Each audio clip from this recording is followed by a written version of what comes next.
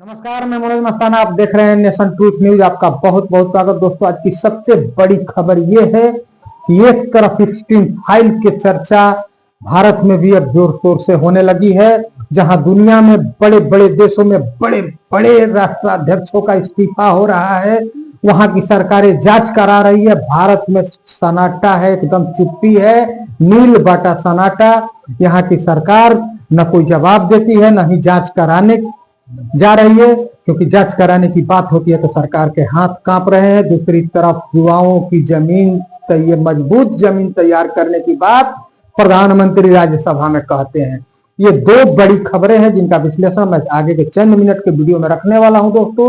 लेकिन उससे पहले आप सबसे गुजारिश है कि चैनल पर नए हैं तो चैनल को सब्सक्राइब करिए, बेल आइकन प्रेस करिए। वीडियो अगर अच्छी लगे तो लाइक, शेयर और कमेंट जरूर करिए। दोस्तों, कल राज्यसभा में प्रधानमंत्री मोदी बोल रहे थे, अपना भाषण दे रहे थे। राष्ट्रपति के भाषण के बाद राज्यसभा कल पहुंचे थे। लोकसभा में तो वो भाषण दे नहीं पाए, क्योंकि ओम बिरला के तरफ से एक आरोप लगा दिया गया। उसके बाद से बिरला बुरी तरह से फंस गए कि प्रधानमंत्री पर हमला की तैयारी थी, कांग्रेस उनके ऊपर फिजिकल अटैक करने वाली थी, और उसके बाद से ओम बिरला की खुद ही मिट्टी पलित हो गई, जम करके बेइज्जत हो रहे हैं। लेकिन कल राज्यसभा में प्रधानमंत्री मोदी बोल रहे थे तो कह रहे थे कि हम एक तरफ युवाओं के लिए मजबूत जमीन तैयार करने में लगे हुए हैं, तो कांग्रेस मोदी तेरी कब्र खुदेगी के नारा लगाने में व्यस्त है, मस्त है। और मोहब्बत की दुकान चलाने वाले, पता नहीं ये कौन सी मोहब्बत की परिभाषा है, इस तरह का नसीहत प्रधानमंत्री मोदी कल राज्यसभा से दे रहे थे। राहुल गांधी के ऊपर हमलावर थे, जबकि इसका असल सच्चाई यह है कि एक दिन पहले राहुल गांधी ने उनसे स्पष्टीकरण एप्स्टीन फाइल पर मांगा, साथ ही साथ उनसे और ये चाइना पर जो मनोज नरवणे की बुक है, पूर्व थल सेना अध्यक्ष मनोज नरवणे की जो बुक है the four stars of destiny, इस बुक पर की पंक्तियां बोलने के लिए राहुल गांधी जहां रिजिड हुए हैं, उस पर प्रधानमंत्री मोदी की सरकार पूरी तरह से घिरी हुई है राज्यसभा में। और स्थिति यह है कि भारतीय जनता पार्टी के तरफ से, सरकार पक्ष के तरफ से ही सदन चलने नहीं दिया जा रहा है, क्योंकि राहुल गांधी जिद पर अड़े हैं बोलने के लिए। तो बात यहां पर है, और इसी का खुन्नस प्रधानमंत्री मोदी राज्यसभा में निकाल रहे थे। राज्यसभा में जम करके हमलावर थे राहुल गांधी पर। लेकिन एप्स्टीन फाइल पर जिसमें नाम उनका भी आया है, वो भी उस वक्त का दोस्तों, जब प्रधानमंत्री प्राइम मिनिस्टर बने, पहली बार शपथ लिए, उसके बाद का एप्स्टीन फाइल में नाम आया है। जहां दुनिया के बड़े बड़े नेता जहां फंस गए, ब्रिटेन में हो इस्तीफा हो रहा है, तो स्लोवाकिया में हो, हर जगह इस्तीफा हो रहा है। लेकिन यहाँ पर तो इस्तीफा कहां से होगा, जांच करवाने पर भी सरकार के हाथ कांप रहे हैं।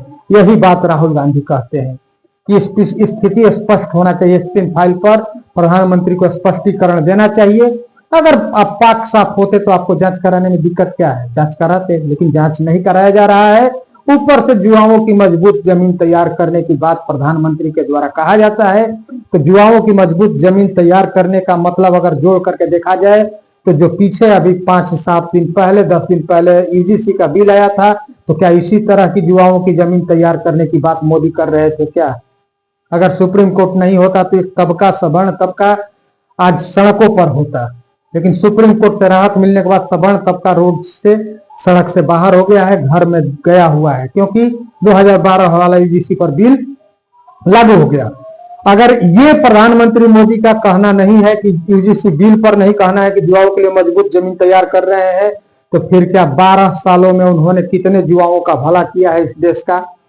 इसका उनको डिटेल देना चाहिए कि किस तरह की युवाओं के लिए जमीन तैयार, मजबूत जमीन तैयार कर रहे हैं। लोग पढ़ रहे हैं, पढ़ करके बेरोजगार हो रहे हैं, नौकरी, किसी को रोजगार नहीं मिल रहा है।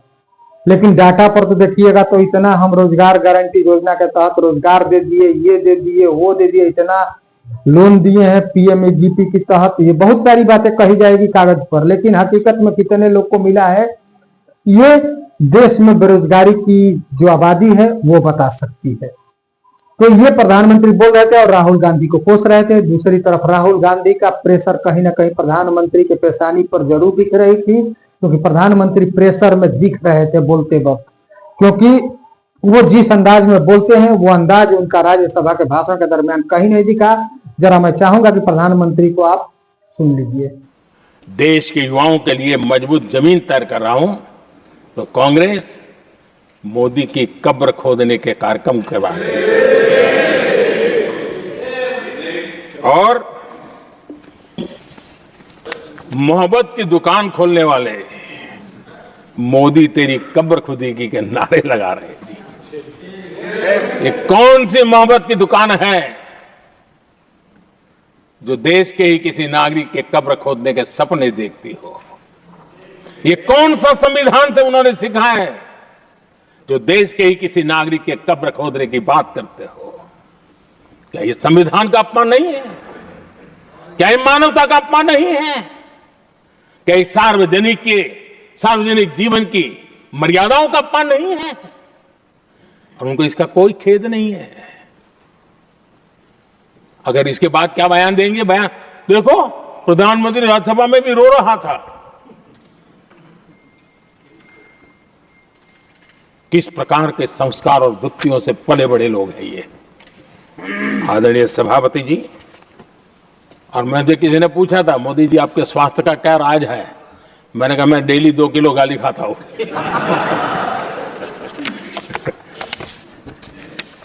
आदरणीय सभापति जी, ये मोदी की कब्र क्यों खोदना चाहते हैं? ये सिर्फ नारा नहीं है, ये इनके भीतर पड़ी हुई नफरत का प्रतिबिंब है, इसकी अभिव्यक्ति है। और वे इसलिए हैं, हमने 370 की दीवार गिरा दी, इसलिए मोदी की कब्र खोदना चाहते। प्रधानमंत्री को सुन रहे थे, किस तरह से कह रहे थे कि मैं रोज लाखों किलो गालियां खाता हूं, यही हमारे सेहत का राज है। युवाओं के लिए मजबूत जमीन तैयार करने में लगा हूं, तो कांग्रेस मोदी तेरी कब्र खुदेगी की नारा लगाने में व्यस्त है। ये प्रधानमंत्री का कहना था। आज हकीकत यह है कि प्रधानमंत्री मोदी की सरकार पूरी तरह से घिरी हुई है, चाहे वो ट्रंप का मुद्दा हो या जिनपिंग का मुद्दा हो या जनरल मनोज नरवणे की book the 4 stars of destiny का पब्लिकेशन रोकना हो। इन सारे मुद्दों पर कहीं ना कहीं सरकार, मोदी सरकार बुरी तरह से घिरी हुई है और कांग्रेस इस पर जबरदस्त तरीके से हमलावर है और सरकार के तरफ से इस पर जवाब देते या बचाव करते नहीं दिख रहा है। और आलम यह है दोस्तों कि अक्सर देखा गया है कि सदन जब चलता है तो विपक्ष सदन नहीं चलने देने का गुनहगार होता है, दोषी होता है। लेकिन इस बार के विंटर सेशन में सदन नहीं चलने के सारा श्रेय सत्ता पक्ष को जा रहा है, क्योंकि सत्ता पक्ष ही एलओपी को बोलने नहीं दे रहा है। और इसमें कहीं ना कहीं जो स्पीकर हैं ओम बिरला, उनका बहुत बड़ा योगदान है, बहुत बड़ा हाथ है, क्योंकि वो तो एक तरफ से पार्टी को डिफेंड करते हैं। कल जिस तरह से उन्होंने आरोप लगा दिया कि प्रधानमंत्री पर फिजिकल अटैक की तैयारी थी, इस वजह से हमने प्रधानमंत्री को रोक दिया कि आप महोदय आप आइए मत, आप अपना स्पीच मत दीजिए, आपको आना सही नहीं रहेगा, उल्टी सीधी बातें हो सकती है।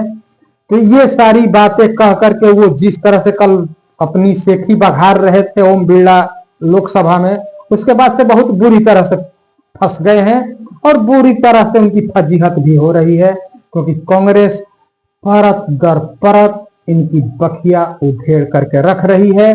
भले प्रधानमंत्री मोदी के 12 सालों में नेहरू, इंदिरा गांधी, राजीव गांधी, राहुल गांधी, मनमोहन सिंह, प्रियंका गांधी, सोनिया गांधी से भले ये बाहर निकले हो या ना निकले हो, लेकिन राहुल गांधी ने इनको तीनों त्रिलोक का दर्शन जरूर करा दिया है पिछले कुछ महीनों में इस सरकार को।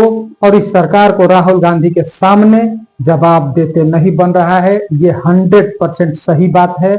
और प्रधानमंत्री को चाहिए कि एप्स्टीन फाइल पर जो चर्चाएं हो रही है, जैसे दुनिया में और देश जांच करवा रहे हैं, उस तरह से एप्स्टीन फाइल पर इनको भी स्पष्टीकरण देना चाहिए, जांच करवाना चाहिए और राहुल गांधी को जवाब देना चाहिए। राहुल गांधी अगर चंद पंक्ति अगर पढ़ने की मांग कर रहे हैं तो सदन को चलाने में कितना खर्चा लगता है देश का, आम जनता का उस पैसे की बर्बादी से बेहतर है कि राहुल को वो 5 लाइन की पंक्ति पढ़ लेने देना चाहिए और सदन को सुचारू रूप से चलाना चाहिए, ताकि देश के जनता का, पब्लिक का पैसा जब इसमें लग रहा है तो उसका सदुपयोग हो, दुरुपयोग ना हो।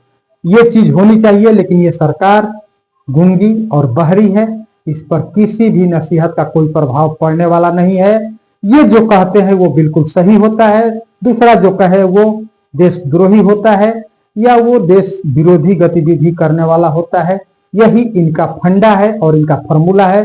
फिलहाल प्रधानमंत्री के राज्यसभा वाले भाषण का जो कुछ अंश आपने सुना, उस पर युवाओं की जमीन तैयार करने वाली बात को लेकर के आप कितना इस पर विश्वास करते हैं और क्या सोचते हैं, और साथ ही साथ राहुल गांधी जो इस तरह के स्पष्टीकरण स्क्रीन फाइल पर मांग रहे हैं, इन दोनों विषयों पर आप क्या सोचते हैं, आप अपनी राय कमेंट में जरूर रखिए दोस्तों। और साथ ही साथ चैनल पर नए हैं तो चैनल को सब्सक्राइब करिए, बेल आइकन प्रेस करिए।